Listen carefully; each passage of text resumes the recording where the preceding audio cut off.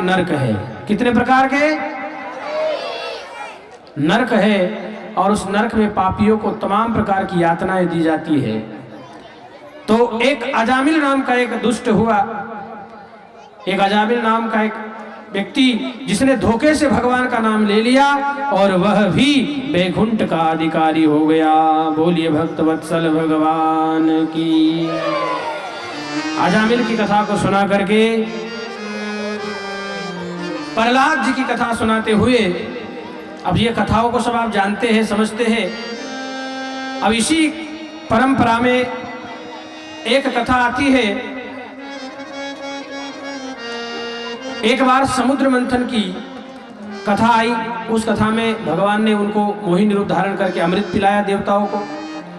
एक बार दुर्वासा ऋषि के श्राप के कारण सारे देवी देवता जो है स्वर्ग खाली करके भाग गए, और स्वर्ग जब खाली हो गया तो देवताओं के मनोरथ को पूर्ण करने के लिए साक्षात वामन भगवान अवतार लेके आते हैं। बोलिए भक्तवत्सल भगवान की।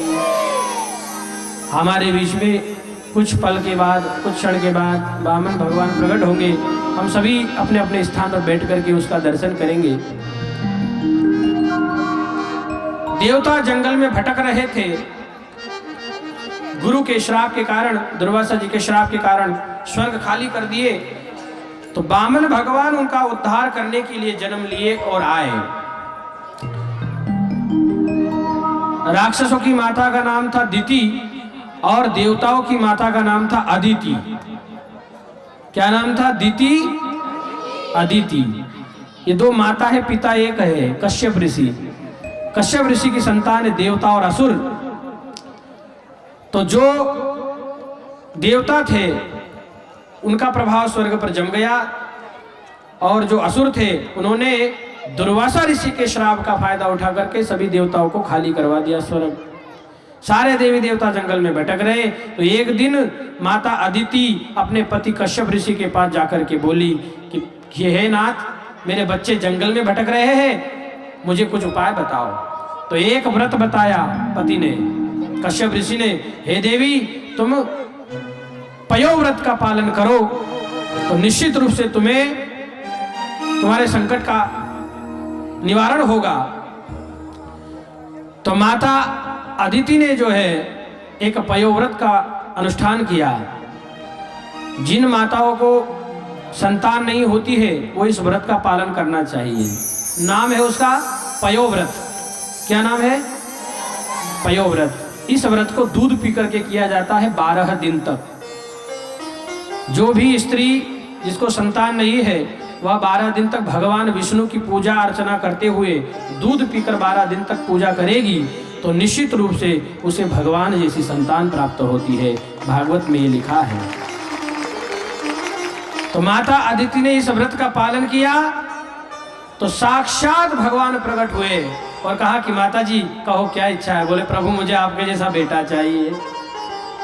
भगवान ने कहा मेरे जैसा कहाँ से लाऊं, चलो मैं ही तुम्हारा बेटा बनकर के आ जाऊंगा।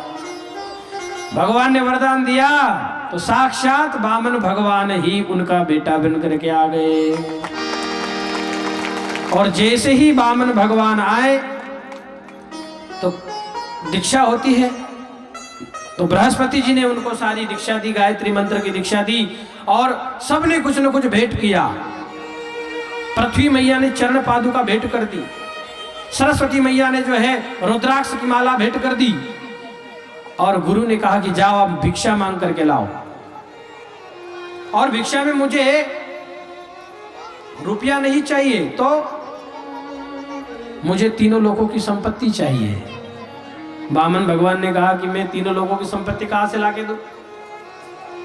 चले जाओ राजा बलि के द्वार सीधे, जो इस वक्त तीनों लोगों के स्वामी है, तुम्हें वही तीनों लोगों की संपत्ति भिक्षा में दे देंगे। वामन भगवान ने कहा कि इतने से अंगुष्ठ मात्र, 52 उंगल के थे केवल। वामन भगवान केवल कितने उंगल के थे? 52 उंगल के। और फिर वामन भगवान जो है राजा बलि के द्वार चटपट पादुका करते हुए निकलते हैं धीरे धीरे। निवेदन करूंगा मेरे कार्यकर्ताओं से कि वामन भगवान का प्राकट्य होना चाहिए। बोलिए वामन भगवान की जय। राजा बलि के द्वार पर जब वामन भगवान आते हैं, आइए स्वागत करिए सब लोग वामन भगवान का। वामन नारायण नारायण नारायण, वामन नारायण नारायण नारायण, वामन नारायण नारायण नारायण, वामन नारायण नारायण नारायण। कोई भी नहीं उठेगा, अपने स्थान पर बैठ जाए थोड़ी देर और, फिर उसके बाद विष्णु नारायण नारायण नारायण, विष्णु नारायण नारायण नारायण, विष्णु नारायण नारायण नारायण, विष्णु नारायण नारायण नारायण, नारायण नारायण श्रीमन नारायण नारायण नारायण नारायण श्रीमन नारायण नारायण नारायण श्रीमन नारायण श्रीनारायण नारायण श्रीमन नारायण नारायण नारायण। बोलिए वामन भगवान की जय। और वामन भगवान प्रकट हुए राजा बलि के द्वार पे। राजा बलि स्वाहा स्वाहा यज्ञ कर रहे थे और राजा बलि ने जो है पास में आकर के वामन भगवान के आकर के देखा, दूर से कहा कि ओह कोई तेजस्वी ब्राह्मण आया है। और जैसे ही ब्राह्मण को देखा तो करीब आए, करीब आकर के पूछा गुरुदेव आप कौन है, क्या इच्छा लेकर के आए हो। वामन भगवान ने कहा कि हमने कुछ नहीं, बस ऐसे ही तुम्हारे दर्शन करने चले आए। बलि ने कहा कि महाराज आप इतने बड़े संत मेरा दर्शन करने आएंगे, ये बात हमें जची नहीं, बोलो क्या चाहिए तुम्हें।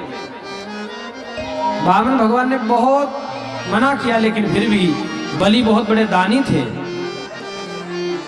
तो फिर वामन भगवान ने मांग लिया कि चलो राजन तुम मांग कर रहे हो तो हम मांग ही लेते हैं, बोलिए क्या इच्छा है। तो वामन भगवान ने कहा कि हमारे पैरों से हमें 3 पग भूमि चाहिए, हमें 3 पग भूमि चाहिए हमारे पैरों से। राजा बलि को हंसी आ गई, महाराज कम से कम अपनी इज्जत का ख्याल नहीं तो मेरी तो इज्जत का ख्याल करो। मैं इतना बड़ा राजा और तुम्हारे पैर से 3 पग धरती तुम्हें कैसे दूं, लोग क्या कहेंगे, इतना बड़ा राजा और इतनी सी भूमि दे रहा है। महाराज कुछ ज्यादा मांगो तो देने में मुझे लगे कुछ। वामन भगवान ने कहा कि बकवास बंद करो, हम जो मांग रहे हैं वही दो। बहुत बोला, तब जा करके चलो हमने तुमको 3 पग भूमि दिया। वामन भगवान ने कहा ऐसे कैसे दिया, संकल्प करो फिर हम मानेंगे, पक्का दान दिया तुमने। अब बलि को हंसी आई और बोले कि अब इतनी सी भूमि के लिए संकल्प करूं मैं।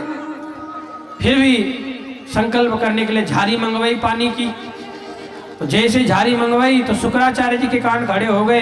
शुक्राचार्य जी ने आकर के बहुत समझाया, लेकिन बलि की समझ में नहीं आई। बलि ने तो दान कर ही दिया। बाद में ऐसी कथा है कि जैसे ही संकल्प हुआ और जल बाहर निकला, संकल्प हुआ, वैसे ही भगवान ने कहा कि बलि अब देख मेरी लीला, अब मेरी लीला देख। भगवान ने एक चरण उठाया, वामन भगवान ने एक चरण उठाया तो नीचे के जितने भी लोग थे, अतल वितल तलातल महातल रसातल पाताल तक पूरे 7 लोग नीचे के पूरे नाप डाले एक ही चरण में। दूसरा चरण उठाया तो सीधे ऊपर के जो 7 लोग थे, भू भूव जन मह सत्य, जितने भी लोग थे 7, वह भी 2 चरण में नाप लिए। पूरी 14 भुवनात्मक सृष्टि को भगवान ने 2 ही चरण में नाप लिया। और अब बलि को बोले भगवान की बलि तेरा वचन तो झूठा हो गया, तूने 3 पग का संकल्प किया था, हमने तो 2 ही पग में तुझे भिखारी बना दिया, तू तो झूठा हो गया। बलि ने कहा कि प्रभु एक बात बताओ, धन बड़ा होता है कि धनवान? बोलिए धन बड़ा होता है कि धनवान? जोरदार तालियां बजाओ। झगड़े में भी 1 नंबर हो और सब काम में 1 नंबर हो। धन नहीं होता है बड़ा, धन का मालिक